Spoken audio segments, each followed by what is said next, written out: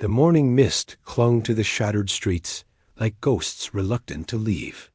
Nikolai Volkov picked his way through what remained of the merchant quarter, his rifle slung across his back, though he hoped he wouldn't need it. The ceasefire had been holding for 3 days now, 3 precious days without the thunder of artillery or the screams of the wounded. His border collie, Luna, trotted beside him with her characteristic alertness, her black and white coat dusty from the ruins. "Easy, girl," Nikolai murmured, running his fingers through her fur as they paused near a collapsed fountain. The water had long since stopped flowing, but he could still see the intricate carvings that depicted some forgotten celebration. How quickly beauty turned to rubble. How easily lives became statistics. He pulled out his canteen and poured some water into his cupped palm for Luna. She lapped it gratefully, her tail wagging despite the desolation around them. That was the thing about dogs. They found joy even in the darkest places. Sometimes Nikolai envied her that ability. The patrol route took them through the old residential district, where families had once raised children and shared meals. Now empty windows stared like hollow eyes, and the only sound was the wind whistling through broken walls. Nikolai checked his watch. Another hour, and he could report back to base. Maybe catch a few hours of actual sleep on something other than cold ground. Luna suddenly stopped, her ears perking forward.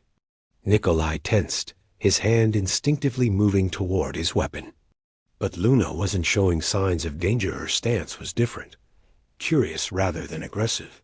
She whined softly, looking back at him before trotting toward a partially collapsed building. "Luna, wait," he called, but she was already squeezing through a gap in the rubble. Nikolai swore under his breath and followed, grateful for his lean build as he navigated the narrow passage. Inside, pale light filtered through cracks in the ceiling, illuminating a scene that made his heart clench. A woman lay trapped beneath a fallen beam, her crimson uniform marking her as enemy one of the Crimson Sovereignty's elite fighters. But what struck Nikolai wasn't her allegiance. It was the way Luna sat beside her, gently licking her dust-covered face, and how the woman's fingers, the only part of her that could move freely, had found their way into Luna's fur. Nikolai approached slowly, his medic training overriding his soldier's caution. The woman's eyes fluttered open, revealing irises the color of amber honey. For a moment, they simply stared at each other, enemy and enemy, human and human.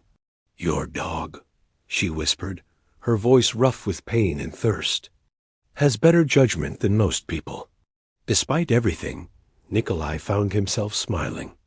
"She usually does." He knelt beside her, assessing the situation. The beam across her legs was heavy, but not impossible to move. More concerning was the blood seeping through her torn uniform. "How long have you been here?" 2 days. Maybe 3. She tried to shift and gasped, her face going pale. "Since the bombardment. 2 or 3 days without water, possibly with internal injuries." She should be dead, or at least delirious. Instead, her eyes remained clear, focused. Strong, Nikolai thought. Dangerously strong. "I'm going to get you out," he said, already calculating angles and leverage points. "But I'll need to move this beam, and it's going to hurt." "Everything already hurts." She managed a weak smile. "What's a little more?" Nikolai positioned himself at the optimal point, bracing his legs. Luna backed away, sensing what was coming. "On 3, 1. Do." He heaved with all his strength, muscles straining as the beam shifted inch by agonizing inch. The woman bit back a scream, her hands clutching at the dusty floor, with a final grunt. Nikolai managed to shift the beam enough for her to pull herself free. She immediately tried to stand and collapsed. He caught her before she hit the ground, feeling how light she was, despite her warrior's build. Too light. She'd been without food and water for too long. "Easy," he said softly, helping her lean against a still-standing wall. Luna pressed against her side, offering warmth and comfort. The woman's hand automatically went to the dog's head, her fingers trembling slightly.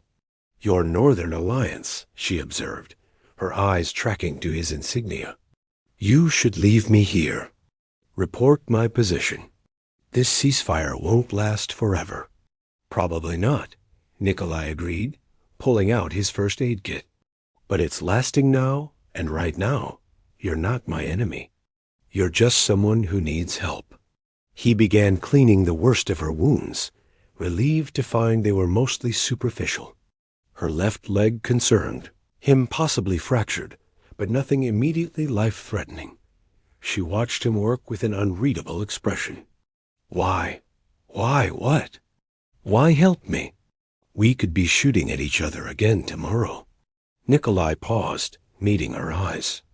In them, he saw the same exhaustion he felt, the same questions about the war that kept him awake at night. "Because Luna trusted you, and because I'm tired of adding to the body count." Something shifted in her expression, a crack in the warrior's mask, revealing someone younger and more vulnerable than her reputation suggested. "Sira," she said quietly. "My name is Sira Meridian, Nikolai Volkov." He offered his canteen. "Drink slowly. Your stomach won't appreciate too much at once." She sipped carefully, watching him over the rim. "Your superiors won't appreciate this." "Then we won't tell them." The words surprised him, even as he said them, but Luna's tail wagged as if approving his decision. "There's an abandoned farmhouse about 2 miles from here, outside both our territories. We? She raised an eyebrow. "You're suggesting we travel together?" "I'm suggesting I don't leave wounded people to die, regardless of what color uniform they wear." He finished bandaging her leg and sat back. "Besides, Luna seems to have adopted you, and she doesn't take no for an answer." As if to prove his point, Luna laid her head on Sira's lap, looking up with soulful eyes that could melt the hardest heart. Sira laughed a sound like wind chimes in the ruins and stroked the dog's ears. "I suppose I don't have much choice," she said. But there was something in her smile that suggested she wasn't entirely disappointed by this turn of events. Nikolai fashioned a makeshift splint for her leg while she rested, Luna keeping watch between them like a furry bridge connecting two worlds. The morning sun grew stronger, burning away the mist and casting long shadows through the broken walls. "Can you walk?" Nikolai asked once he'd secured the splint. Sira tested her weight carefully, wincing but nodding. "With help." He moved to her side, letting her drape an arm over his shoulders. She was taller than he'd expected, her head coming almost to his chin. Together, they made their way back through the rubble, Luna leading with confident steps. The journey was slow and painful. Sira tried to hide her discomfort, but Nikolai felt every tremor that ran through her. They rested frequently, Luna always finding the safest, most comfortable spots as if by instinct. "She's remarkable," Sira said during one rest, watching Luna scout ahead. "I've never seen a dog so aware." "She was a rescue," Nikolai explained. "Found her as a puppy in a war zone 3 years ago. Been inseparable ever since. Sometimes I think she understands this war better than we do." "Maybe she does." Sira's eyes followed Luna with genuine appreciation. Animals don't care about borders or politics. They just care about survival and connection. Sounds simple when you put it that way.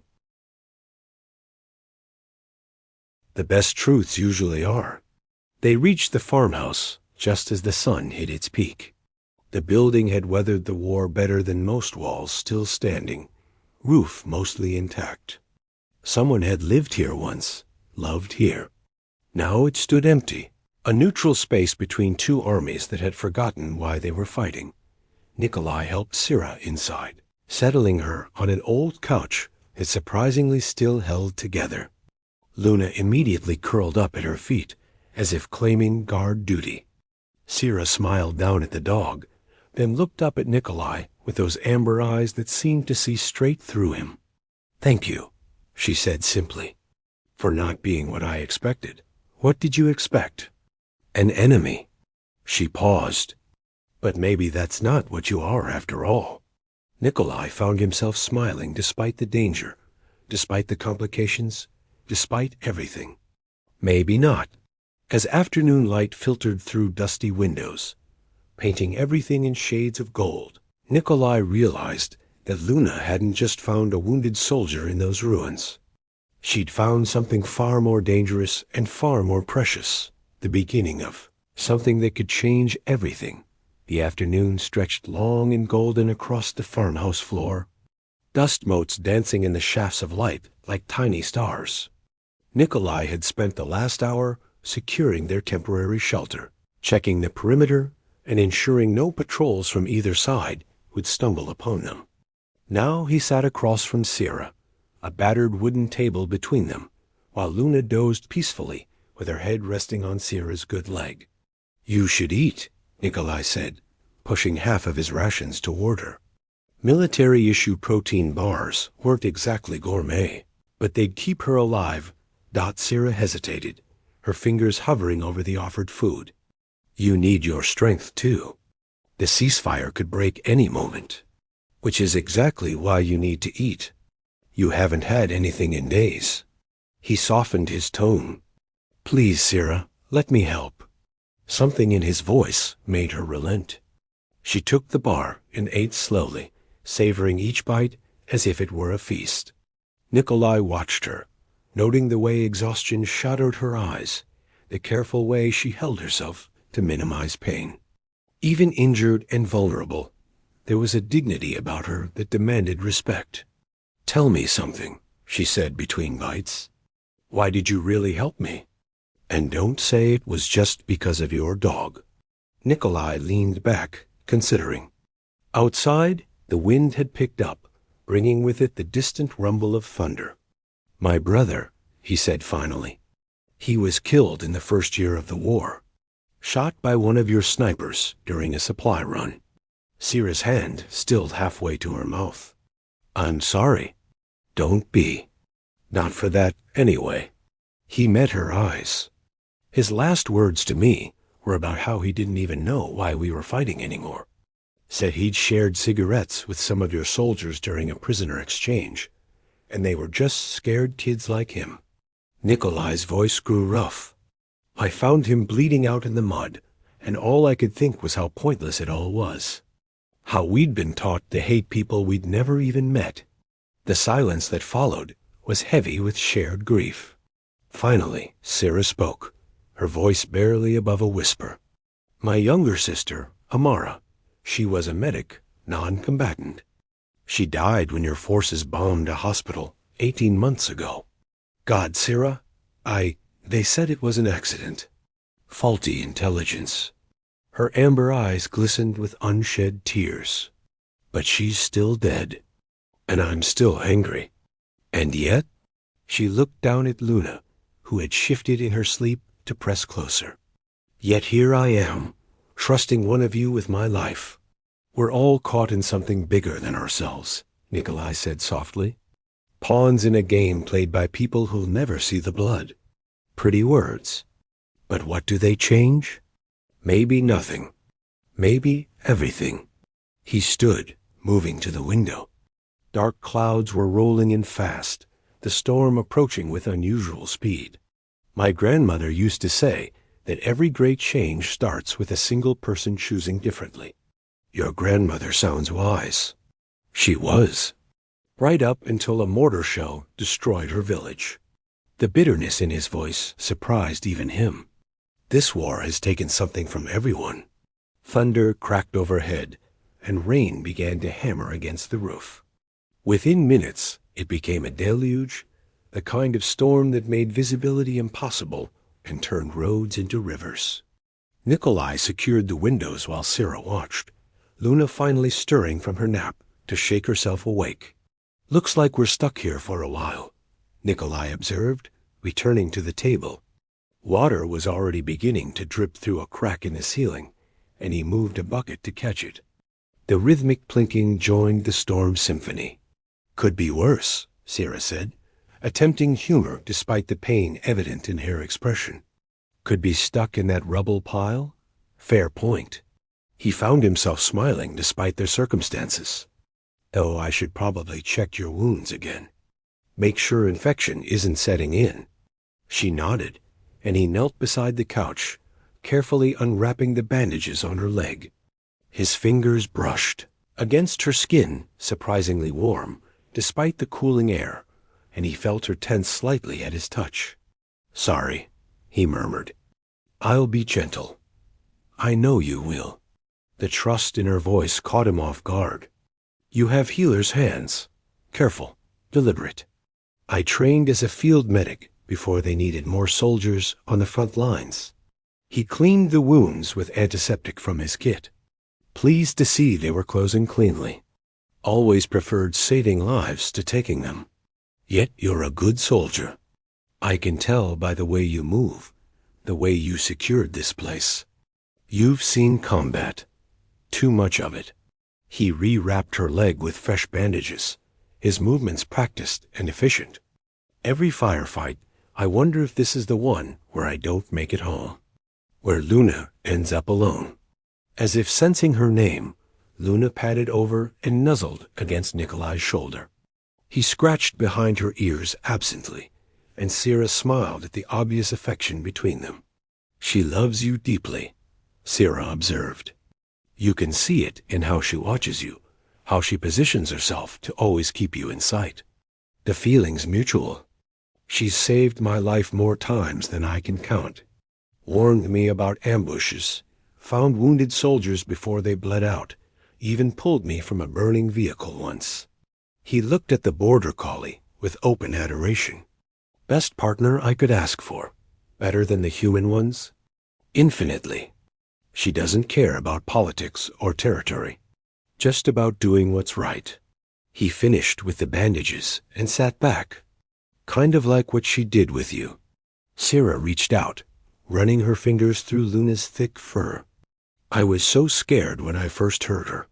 Thought she was going to alert you to attack.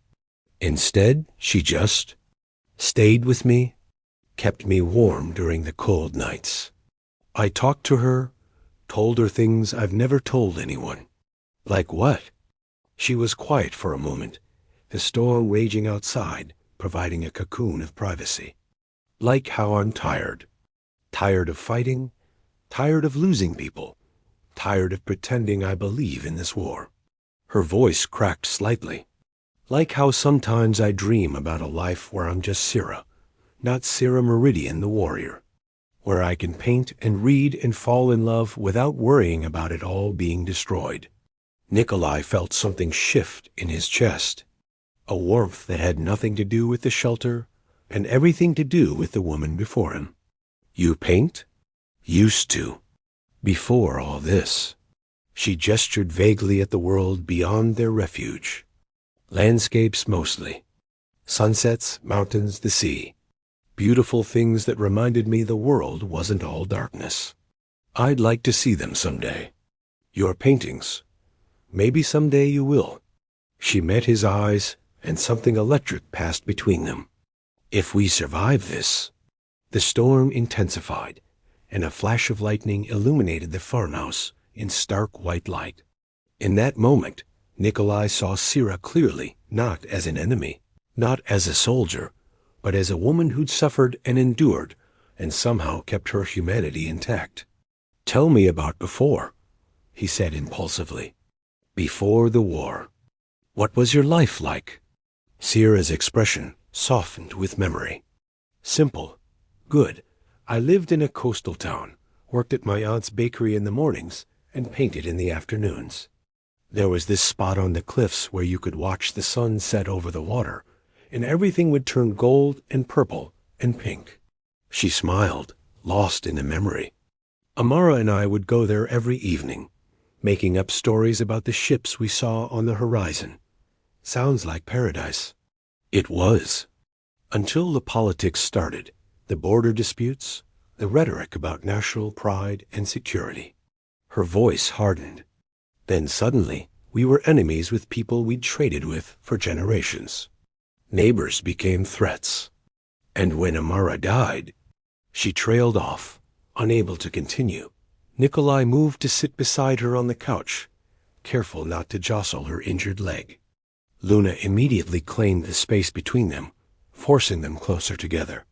"My brother and I grew up on a farm," he said, offering his own memories in exchange for hers. "Nothing fancy, but we had land and animals and each other. Summer evenings, we'd lie in the fields and count stars, arguing about constellations. Sounds peaceful." It was. War seemed like something that happened far away to other people. Then the conscription notices came, and suddenly it was very real and very close. He absently stroked Luna's fur, the motion soothing. "I don't even remember what the original dispute was about anymore. Resources, maybe? Territory? Does it even matter?" "No," Sira said firmly. "It doesn't. None of it matters when weighed against all the lives lost, all the futures destroyed." They sat in comfortable silence, listening to the storm rage outside.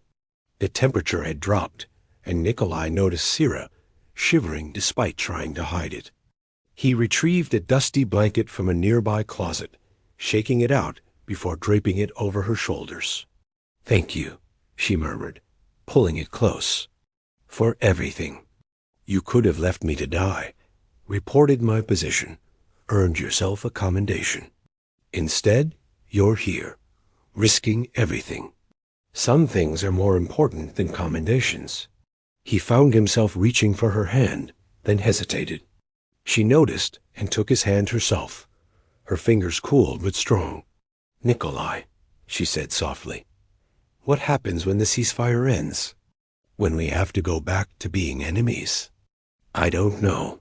The honesty felt both frightening and liberating. "But right now, in this moment, you're not my enemy. You're just Sira, and I'm just Nikolai. Two people trying to survive in a world gone mad."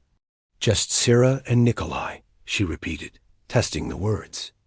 A small smile played at her lips. "I like the sound of that." Luna shifted between them, resting her head on their joined hands as if blessing the connection. Outside, the storm showed no signs of abating, but inside the farmhouse, a different kind of electricity filled the air.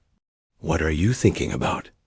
Nikolai asked, noticing the distant look in Sira's eyes. "About how strange life is.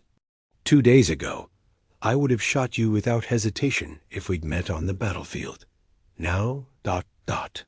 She squeezed his hand gently. "Now, I can't imagine wanting to hurt you. The feeling's mutual." He shifted slightly closer, drawn by something he didn't fully understand, but didn't want to resist. "Sira, I know this is complicated and probably impossible," but a massive crack of thunder interrupted him, followed by a sound that made both of them freeze engines.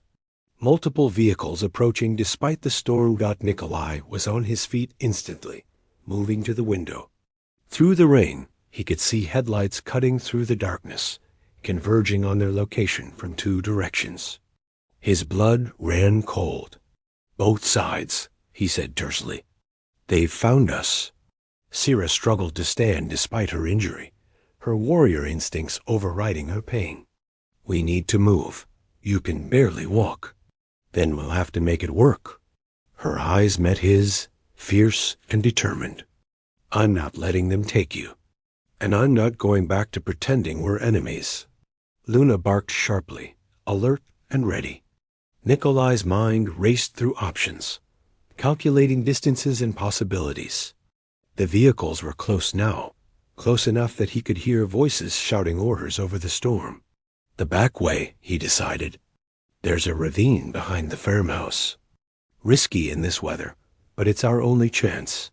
He helped Sira to her feet, supporting her weight as they moved toward the rear exit. Luna led the way, her instincts guiding them through the darkness. Behind them, the sound of doors slamming and boots splashing through mud grew louder. "Stop!" A voice called out. Northern Alliance Patrol, identify yourselves. Crimson forces hold position. Another voice from the opposite direction. Nikolai and Sira froze at the back door, caught between two forces that would see their connection as betrayal. Thunder rolled overhead, and lightning illuminated their faces' determination, fear, and something deeper that neither of them wanted to name, but both of them felt. Together? Sira whispered, her hand tightening in his. Together, Nikolai confirmed. They plunged into the storm, Luna at their heels, leaving behind the shelter and stepping into an unknown future where the only certainty was each other.